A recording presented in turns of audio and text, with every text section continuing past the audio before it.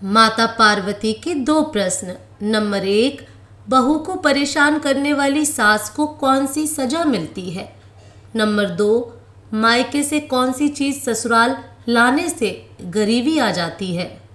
एक समय की बात है कि एक बार माता पार्वती ने भगवान शिव से दो प्रश्न किए। पहला प्रश्न, बहू को परेशान करने वाली सास को कौन सी सजा मिलती है। दूसरा प्रश्न, कौन सी स्त्री के ससुराल में पैर रखते ही गरीबी आ जाती है। फिर माता पार्वती के प्रश्न सुनने के बाद भगवान शिव कहते हैं, पार्वती, तुम्हारे दोनों प्रश्न बहुत ही महत्वपूर्ण हैं, क्योंकि जब कोई लड़की शादी के बाद बहू बनकर अपने माँ बाप जिन्होंने जन्म दिया, पाल कर इतना बड़ा किया, उन सबको हमेशा के लिए छोड़कर जब अपने ससुराल जाती है तो उस बहू के लिए उसके सास ससुर ही माता पिता होते हैं। इसलिए हर सास ससुर को अपनी बहू को अपनी बेटी जैसा प्यार देना चाहिए। भगवान शिव कहते हैं, पार्वती, अब मैं तुम्हें तुम्हारे दोनों प्रश्नों के उत्तर एक छोटी सी कहानी के माध्यम से दूंगा, फिर तुम पूरी तरह से संतुष्ट हो जाओगी। भगवान शिव कहते हैं, पार्वती, एक गांव था। उस गांव में एक बुढ़िया रहती थी। वह बुढ़िया बहुत ही दुष्ट थी। उस बुढ़िया का एक बेटा था और एक बहू थी। बहू बेचारी बड़ी ही सीधी सादी थी। एक गाल पर मारने पर दूसरा गाल आगे करने वाली थी और बेटा भी माँ की हर बात मानने वाला था। तो होता क्या है, उस बुढ़िया का जो बेटा था उसे अपने गांव में कामकाज नहीं मिलता था। गरीबी का हाल था। जमीन भी इतनी ज्यादा नहीं थी जिससे कि बुढ़िया का बेटा उस जमीन में काम करके और कुछ धन कमा सके। फिर जब उसको अपने गांव में काम नहीं मिलता था तो काम की तलाश में वह दूसरे गांव जाता था। वहां उसे एक अच्छा काम मिल जाता था, लेकिन वहां से उसे हर रोज घर पर आने के लिए समय नहीं मिलता था। सिर्फ साल में एक बार या कुछ दिनों के लिए ही उसे छुट्टी मिलती थी। इसलिए वह दूसरे नगर में जाकर काम करता था, लेकिन उसे अपनी पत्नी की भी बहुत चिंता रहती थी। इसलिए जब उस बुढ़िया का बेटा अपने घर से काम करने के लिए दूसरे स्थान पर जाता था तो जाने से पहले हमेशा अपनी माँ से कहता था कि माँ, मेरी पत्नी का ध्यान रखना, क्योंकि मैं रोजाना यहाँ पर नहीं आ सकता हूँ। फिर बेटे की बात को सुनकर के वह बुढ़िया कहती थी कि हाँ बेटा, तुम बिल्कुल भी चिंता न करना, मैं तुम्हारी पत्नी का अच्छे से ख्याल रखूंगी, उसे कोई भी कष्ट नहीं मिलेगा। तुम बेफिक्र होकर दूसरे गांव में काम करने के लिए जा सकते हो। अपनी पत्नी की चिंता मत करो, उसे मेरे ऊपर छोड़ दो। इस प्रकार बुढ़िया अपने बेटे को झूठा दिलासा देकर और अपने बेटे को काम करने के लिए घर से विदा कर देती थी। और फिर बेटे के जाने के बाद में वह अपनी बहू को बहुत ज्यादा परेशान करती थी। अब इस प्रकार समय धीरे धीरे गुजरता जा रहा था। वह बहू अपनी सास के ताने सुनकर भी चुप रहती थी। चाहे सास बहू को कितना भी प्रताड़ित करती थी, लेकिन कभी भी वह अपनी सास को पलटकर कोई जवाब नहीं देती थी, क्योंकि वह बहुत ही संस्कारी थी और अपनी सास को अपनी माँ जैसा प्यार देती थी। अब इस प्रकार समय धीरे धीरे गुजरता जा रहा था। वह बहू अपनी सास के ताने सुनकर भी चुप रहती थी, चाहे सास बहू को कितना भी प्रताड़ित करती थी।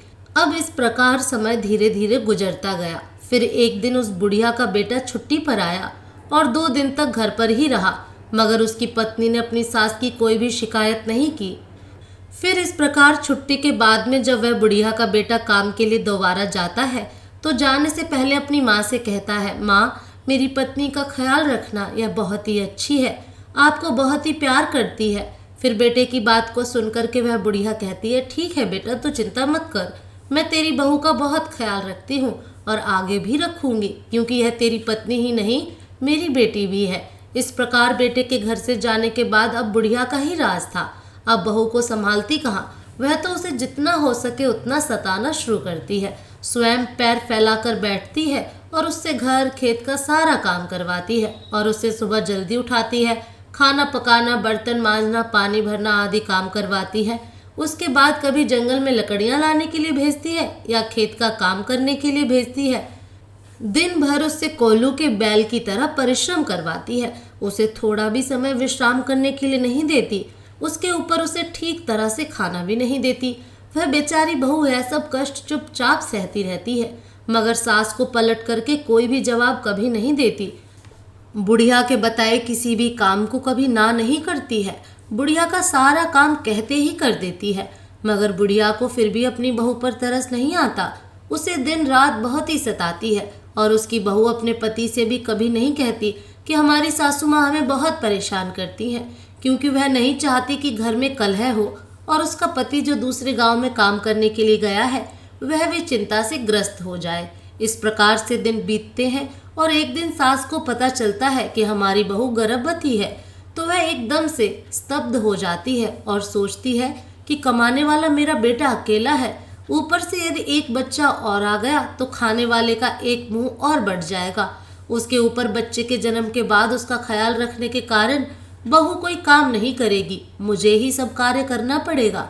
वह बुढ़िया अपनी बहू के बारे में ऐसा सोचती है। हर सास तो यही चाहती है कि हमारे घर में जल्दी से पुत्र या पुत्री आए, लेकिन वह सास ऐसी है, वह नहीं चाहती कि हमारी बहू की कोख से कोई भी संतान जन्म ले। वह बुढ़िया अपनी बहू को पहले से भी ज्यादा सताने लगती है, लेकिन बहू सारा काम करती है और उल्टा जवाब नहीं देती।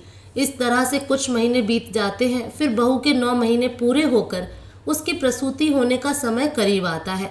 उसके पेट में दर्द होने लगता है। बहू प्रसव वेदना से व्याकुल होकर अपनी सास से कहती है कि माँ जी, लगता है मेरी प्रसूति का समय नजदीक आ पहुंचा है, आप जल्दी से दाई माँ को बुला लीजिए।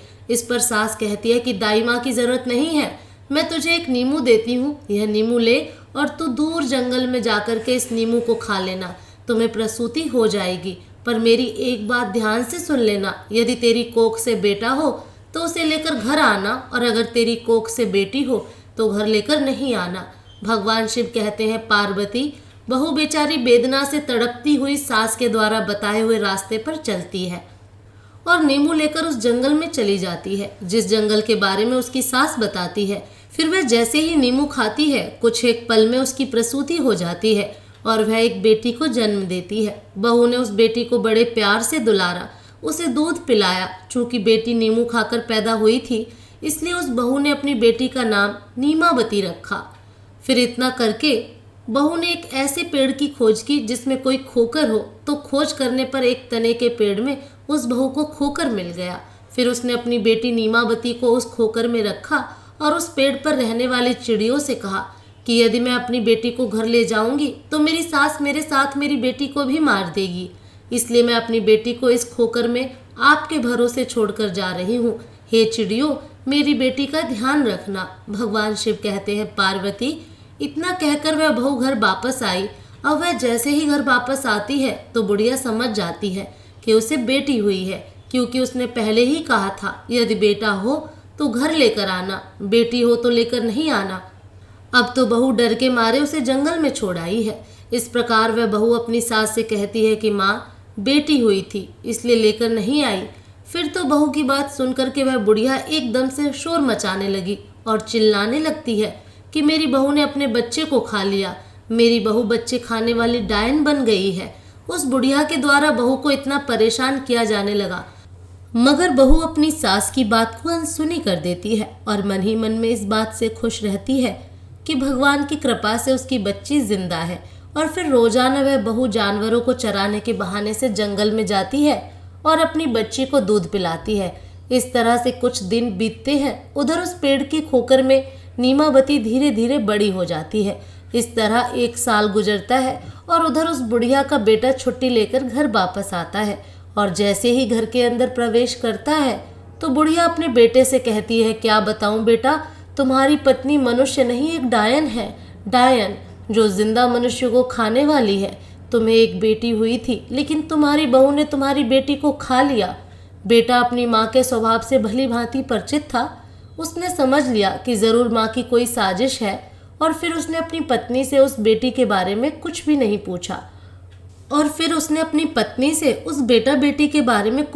पूछा और उधर बहू ने भी अपने पति से सास के बर्ताव के बारे में कोई बात नहीं बताई। वह नहीं चाहती थी घर में किसी प्रकार का झगड़ा हो।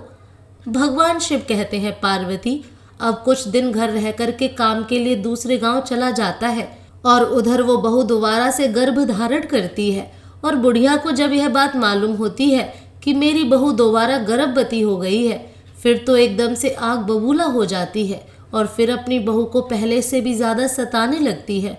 दूसरी बार जब 9 महीने पूरे हो जाते हैं और बहू को प्रसव वेदना शुरू हो जाती है तो वह सास को पहले की तरह ही दाई को बुलाने के लिए कहती है, मगर इस बार भी बुढ़िया दाई को नहीं बुलाती, मगर एक मुट्ठी भर जीरा लाकर अपनी बहू के हाथ में देती है और कहती है कि यह जीरा लेकर उस जंगल में जाना और इस जीरे को खा लेना, तुम्हें प्रसूति हो जाएगी। मगर एक बात ध्यान रखना, बेटा हुआ तो लेकर के आना और बेटी हुई तो वहीं फेंक कर आना। भगवान शिव कहते हैं, हे पार्वती, इस प्रकार सास के कहने पर बहू एक सुनसान जंगल में फिर जाती है और वहां जाकर के जीरा खाती है तो कुछ ही समय में उसे प्रसूति होती है और वह एक बेटी को जन्म देती है। और बेटी के जन्म लेते ही वह बहू अपनी बेटी को दुलारती है, दूध पिलाती है। क्योंकि वह बेटी जीरा खाने से पैदा हुई थी, इसलिए अपनी बेटी का नाम जीरावती रखती है। और फिर पहली बेटी को जहाँ पर रखा था उसी खोकर में जाकर के अपनी दूसरी बेटी को भी रखती है और चिड़ियों को उसका ध्यान रखने के लिए कहकर वापस घर आ जाती है। उधर बहू के घर पहुंचते ही वह बुढ़िया पहले से भी ज्यादा जोर जोर से चिल्लाती है और गांव वालों से कहती है कि उसकी बहू ने इस बार भी अपनी बेटी को खाया है। यह तो चुड़ैल है। मगर इस बार भी बहू अपनी सास के चिल्लाने को अनसुना करती है और उधर गांव वाले भी उस बुढ़िया की बात पर ध्यान नहीं देते। भगवान शिव कहते हैं, पार्वती, अब कुछ दिनों के बाद 1 साल और खत्म होता है। उसका बेटा फिर वापस घर लौटता है तो बेटे के घर आते ही वह बुढ़िया पहले की तरह अपने बेटे से बहू की चुगली करती है और बेटे से कहती है कि बेटे, इस बार भी तुम्हारी बहू ने एक बेटी को जन्म दिया और उसके जन्म होते ही अपनी बेटी को उसने खा लिया। यह डायन है, बहुत बड़ी चुड़ैल है। इस प्रकार उस बुढ़िया की बात को सुनकर उसका बेटा चुप रह जाता है और अपनी माँ से कुछ भी नहीं कहता और उधर अपनी पत्नी से भी वह कुछ भी नहीं पूछता है। फिर कुछ दिन घर रह करके जब वापस दोबारा काम पर जाता है तो बहू तीसरी बार गर्भवती हो जाती है। इस बार भी पहले की तरह ही हो जाता है। इस बार बुढ़िया बहू को एक आम देती है और बहू आम को लेकर उसी जंगल में जाकर खाती है और आम खाते ही वह एक बेटी को जन्म देती है और उसको दूध पिलाकर उसका नाम आमबती रख देती है और फिर उसको भी उसी खोकर में रख देती है और चिड़ियों को उसका ख्याल रखने के लिए कह करके वापस अपने घर आती है। अब बुढ़िया गांव के द्वार द्वार जाकर बहू की चुगली करती है, मगर बहू अपनी सास की एक भी बात का बुरा नहीं मानती और सास की नफरत भरी बातों को अनसुना कर देती है। वह बुढ़िया गांव गांव चिल्लाती है कि हमारे बेटे की बहू डायन है, उसने 3 बेटियों को खा लिया है। वह बुढ़िया जिस तरह से शोर मचाती है तो लोगों को भी अब लगने लगता है कि वास्तव में उसकी बहू सचमुच ही बच्चे खाने वाली डायन है। तो लोग डर के मारे अपने अपने बच्चों को घर के अंदर बंद करके रखते हैं। अब इस प्रकार से धीरे धीरे बात यह चारों तरफ फैल गई और उस बुढ़िया का बेटा जिस नगर में काम करता था उसको भी सुनने के लिए मिल गई। फिर तो उस बुढ़िया का बेटा वह बात सुनकर के बहुत ही परेशान हो जाता है और तुरंत ही मालिक से अनुमति लेकर के अपने गांव वापस आता है। उधर बुढ़िया का बेटा गांव आता है और इधर उस राज्य के राजा के कानों तक यह खबर पहुंच जाती है। तो राजा सिपाही भेजकर बुढ़िया को दरबार में बुलाता है और बात की छानबीन करता है। तो बुढ़िया मिर्च मसाला लगा करके राजा से कहती है, क्या बताऊं महाराज, मेरी बहू बहुत बड़ी डायन है, बच्चे खाने वाली चुड़ैल है। उसने मेरी 3 पोतियों को जिंदा ही खा लिया है। फिर तो उस बुढ़िया की बात को सुनकर राजा सिपाहियों को आदेश देता है कि चौराहे पर एक सूली लगाओ और बुढ़िया की बहू जहाँ कहीं भी मिले उसे जाकर लेकर आओ और शीघ्र ही सूली पर चढ़ाओ। इस प्रकार राजा के सिपाही आज्ञा का पालन करते हैं। फिर तुरंत ही सूली बनाते हैं और जाकर बुढ़िया की बहू को दरबार में लेकर आते हैं। फिर राजा बहू से पूछता है, क्या तुम्हारी सास सच कहती है? क्या तुमने अपनी 3 बेटियों को जिंदा खा लिया है? मगर राजा की बात को सुनकर वह बहू चुपचाप नीचे सिर झुकाए खड़ी रहती है। फिर तो बहू को चुपचाप देखकर राजा को विश्वास हो जाता है। फिर राजा तुरंत ही अपने सिपाहियों को उस बहू को सूली पर चढ़ाने का आदेश देता है। तो सिपाही उसे लेकर के चौराहे पर जमा होते हैं। वहाँ राजा और बाकी लोग भी इकट्ठा हो जाते हैं। भगवान शिव कहते हैं, पार्वती, इधर बहू को सूली चढ़ाने की तैयारी चलती है तो उधर उसका पति भी घर पहुँचता है और वह घर जाकर देखता है कि घर में माँ और पत्नी नहीं है, घर पर ताला लगा हुआ है। तो वह और परेशान हो जाता है और फिर पड़ोसियों से पूछताछ करता है। तो पड़ोसी बताते हैं कि तुम्हारी माँ और बहू को राजा ने दरबार में बुलाया है। फिर तो बुढ़िया का बेटा घबराकर राजा के दरबार की तरफ भागता है। वहां जाकर उसे पता चलता है कि उसकी पत्नी को सूली पर चढ़ाने के लिए चौराहे पर लेकर गए हैं। फिर वह बुढ़िया का बेटा तेजी से दौड़ करके उस चौराहे पर पहुंचता है। फिर जैसे ही चौराहे पर पहुंचा तो क्या देखता है कि चौराहे पर राजा और सारी प्रजा इकट्ठी है और कुछ ही पल में उसकी पत्नी को सूली चढ़ाया जाने वाला है। फिर तो वह बुढ़िया का बेटा तुरंत ही राजा के सामने जाकर खड़ा होता है और हाथ जोड़कर प्रार्थना करता है, महाराज दया करें, कुछ देर के लिए मेरी पत्नी को सूली पर चढ़ाना रोक दीजिए। मुझे एक बार अपनी माँ और पत्नी से सच बात पूछने दीजिए। यदि मेरी पत्नी अपराधी है तो मैं स्वयं कहूँगा कि उसको सूली पर चढ़ा दें। इस प्रकार राजा को कुछ दया आती है और वह राजा अपने सिपाहियों को कुछ देर के लिए सूली पर चढ़ाने का आदेश रोक देता है। फिर वो बुढ़िया का बेटा अपनी माँ से पूछता है, माँ भगवान के लिए सच बताओ। तो बुढ़िया अपने बेटे से भी झूठ बोलती है और उससे कहती है कि हाँ, तेरी बहू डायन है, तेरी बहू ने तेरी 3 बेटियों को खा लिया है। मगर उस बुढ़िया के बेटे को अपनी माँ पर विश्वास नहीं होता है, क्योंकि वह जानता था उसकी पत्नी बहुत ही अच्छी है, संस्कारी है, कभी झूठ नहीं बोलती, माँ की बहुत सेवा करती है, बच्चों को देखने के लिए दिन रात तरसती है। फिर ऐसी माँ अपने बच्चों को खाकर डायन कैसे बन सकती है? ऐसा सोचकर उस बुढ़िया का बेटा अपनी पत्नी को कसम देकर पूछता है कि तुम मुझे सच बताओ, मुझसे झूठ ना बोलना। इस प्रकार उस बुढ़िया के बेटे की बहू शुरू से लेकर के अंत तक की सारी बातें अपने पति को बताती है, लेकिन कोई भी उसकी बातों को सच मानने के लिए तैयार नहीं होता। तो वह कहती है, सच्चाई क्या है आप अपनी आंखों से देख लीजिए। और वह अपनी बेटियों को प्यार से आवाज देती है, नीमावती मेरी बिटिया संकट में मेरी रक्षा करना, जीरावती मेरी बिटिया संकट में मेरी रक्षा करना, आमवती मेरी बिटिया संकट में मेरी रक्षा करना। भगवान शिव कहते हैं, पार्वती जैसे ही उस बहू ने अपनी 3 बेटियों को याद किया तो बहू के याद करते ही उसकी 3 बेटियां जंगल से भागी चली आती हैं और अपनी माँ से आकर चिपक जाती हैं। फिर तो उन 3 बेटियों को देख करके उस बुढ़िया के बेटे को सच का पता चल जाता है। उधर राजा भी समझ जाता है और सारे लोग भी सच्चाई जान लेते हैं। राजा क्रोधित होकर उस बुढ़िया से पूछता है, अब तो बुढ़िया बता सच बात क्या है। उधर राजा के तेवर देखकर बुढ़िया को कपकपी छूटती है, उसे सच बताना ही पड़ता है। और फिर सच बात जानकर राजा उस बुढ़िया को सूली पर चढ़वा देता है और बहू को छोड़ने का आदेश देता है। और उस बहू के संस्कारों को देखकर राजा बहुत खुश होता है और उस बुढ़िया के बेटे से कहता है कि आज के बाद मैं तुम्हें दूसरे गांव जाने की जरूरत नहीं है, मैं तुम्हें इसी गांव में काम दूंगा, तुम अपनी पत्नी और बच्चियों को लेकर के हमारे यहाँ सुख से रहो। बुढ़िया का बेटा राजा से हाथ जोड़कर कहता है, आपकी बड़ी कृपा हुई महाराज। उसके बाद में बुढ़िया का बेटा अपनी पत्नी और 3 बेटियों को लेकर के घर पर आ जाता है। वो बहू बहुत ही संस्कारी थी, लक्ष्मी की उपासक भी थी। और फिर वह अपने पति और अपनी बेटियों के साथ में घर पहुंचकर लक्ष्मी को याद करके रात्रि में सो जाती है। उधर लक्ष्मी उसके सपने में आती है और कहती है, बेटी तुमने अब तक अपना जीवन गरीबी में काटा है, लेकिन तुम चिंता मत करो, आज मैं बताऊंगी कि तुम्हारे जीवन में गरीबी क्यों आई। तुम्हारे ससुराल आने से पहले यह घर संपन्न था, लेकिन जैसे ही तुमने इस घर में अपना कदम रखा, इस घर में गरीबी आ गई। आखिरकार इसके पीछे कारण क्या रहा? लक्ष्मी उस बहू से कहती है, बेटी हमेशा ध्यान रखना, जब भी कोई बेटी शादी के बाद बहू बनकर ससुराल में जाती है और ससुराल में यदि वह 3 चीजें लेकर जाती है तो समझ लो घर परिवार में अशांति छा जाती है और उसका असर उसके सुहाग पर भी पड़ता है, घर में गरीबी आ जाती है। इसलिए कभी भी किसी भी बेटी को शादी होने के बाद में अपने मायके से ससुराल के लिए 3 चीजें कभी भी लेकर नहीं जानी चाहिए। पहला, चूल्हा। शादी के बाद रसोई की रस्म होती है, उस रस्म में बेटी मायके से दिए गए चूल्हे का प्रयोग करती है।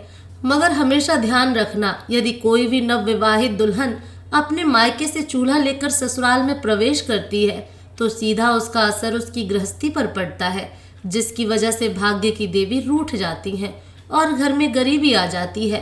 अब लक्ष्मी दूसरी बात बताती हैं, बेटी दूसरी चीज है नमक। नमक का काम होता है चीजों को नमकीन करना। जब बेटियां शादी के बाद मायके से ससुराल की ओर प्रवेश करती हैं तो उसका धर्म क्या होना चाहिए?